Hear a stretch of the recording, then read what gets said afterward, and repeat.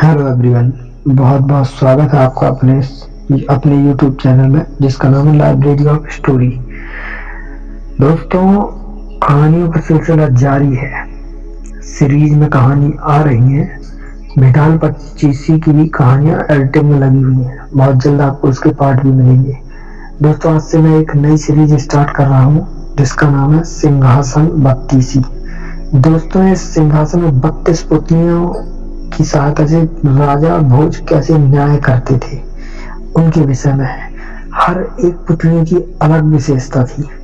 अब ये जान लेते हैं सिंहासन आया कहां से। हर पुतली की एक कहानी है। तो बिना टाइम वेस्ट करते हुए चलते हैं आगे कहानी की तरफ। चलिए आइए। प्राचीन समय की बात है। उज्जैन में राजा भोज राज्य करते थे। वह बड़े दानी और धर्मात्मा थे।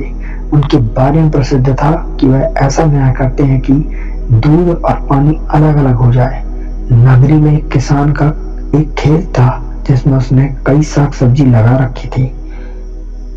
एक बार की बात है कि खेत में बड़ी अच्छी फसल हुई। पूरी जमीन पर तो खूब तरकारियां आई, लेकिन खेत के बीचों बीच थोड़ी सी जमीन खाली रह गई। हालांकि किसान ने उस जमीन पर भी बीज डाले थे, लेकिन वह कुछ नहीं हुआ। किसान वहां खेत की रखवाली के लिए एक मचान बना लिया। जब भी किसान मचान पर चढ़ता अपने आप चिल्लाने लगता, कोई है, राजा भोज को पकड़ लाओ और सजा दो, मेरा राज्य उसने ले लो, जाओ जल्दी जाओ। सारी नगरी में यह बात आग की तरह फैल गई और राजा भोज के कानों में पहुंची। राजा ने कहा, मुझे उस खेत पर ले चलो, मैं सारी बातें अपनी आंखों से देखना और कानों से सुनना चाहता हूँ। राजा भोज जब उस जगह पहुंचे तो उन्होंने भी वही देखा कि किसान मचान पर खड़ा है और कह रहा है, राजा भोज को फौरन पकड़ लाओ और मेरा राज उससे ले लो। यह सुनकर राजा चिंतित हो गए। चुपचाप महल में लौट आए।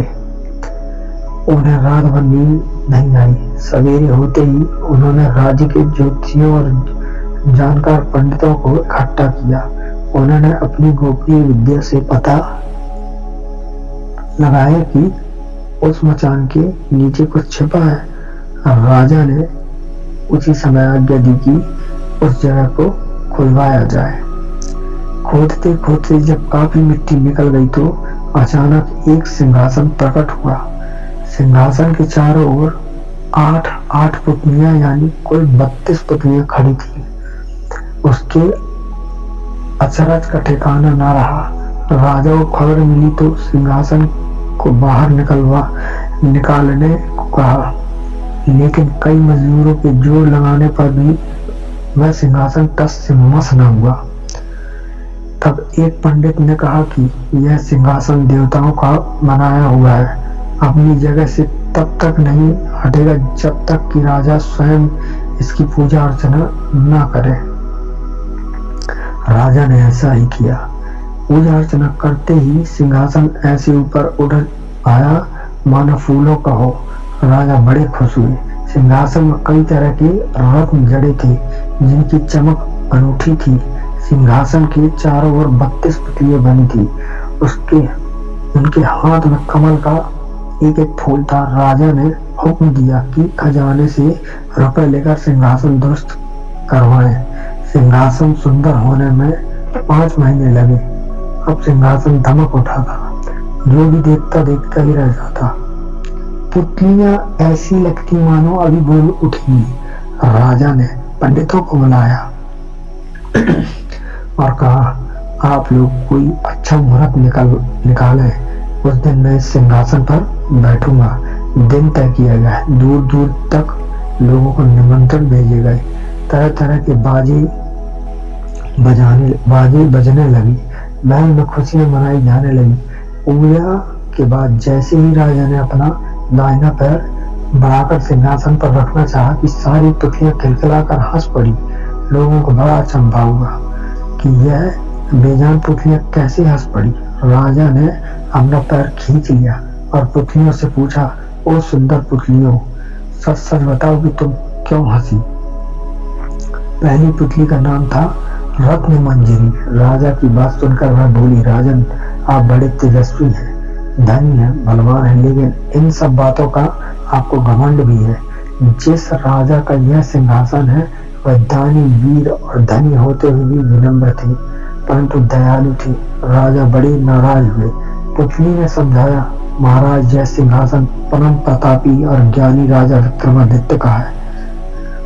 राजा बोले, मैं कैसे मानूं कि राजा विक्रमादित्य मुझसे ज्यादा गुणी और पराक्रमी थे।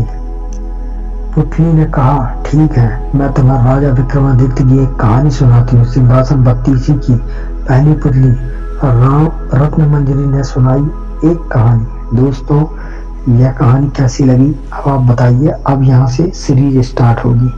अगर आप चैनल पर नए हैं तो चैनल को सब्सक्राइब करें। वीडियो एक से एक आने वाली है। सब्सक्राइब करके प्रेस द बेल आइकन और आने वाली वीडियो की नोटिफिकेशन पाएं, क्योंकि अब बहुत इंटरेस्टिंग कहानियां आएंगी।